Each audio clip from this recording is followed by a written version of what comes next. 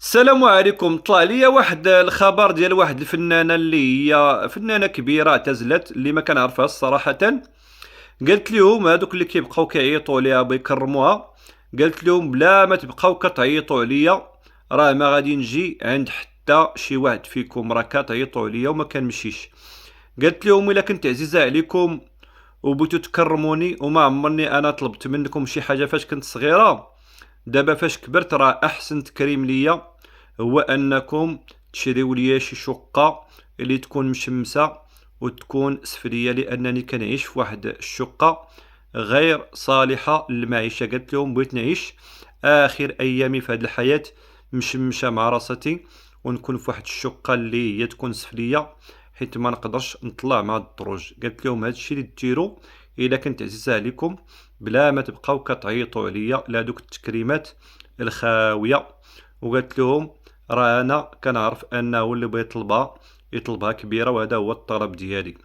بغض النظر على الكلام ديال هذه الفنانه هذه اللي كيحمل طابع السخريه السوداء، نظرا لما يعرفه الفنانون الاغلبيه ديالهم كتخر لهم في اخر حياتهم هكذا مساكن تيكونوا في فقر وفي حاجه، وهذا ملاحظ والادله عليه كثيره. بغض النظر على هذا كله، فراه التكريم الاكبر هو اللي كيكون عند الله سبحانه وتعالى.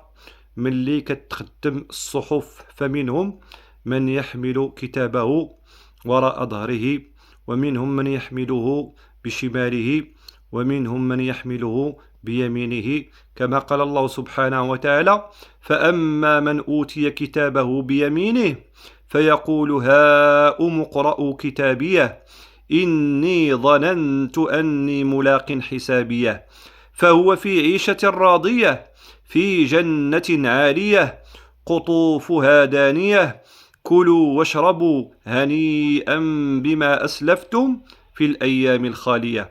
هذا هو التكريم، لأنه ليس بعده إهانة. أما التكريمات ديال الدنيا فهي لا تساوي شيئا ولا تساوي لحظة من تنعم المسلم في آخرته عند الله عز وجل في أعلى جناته.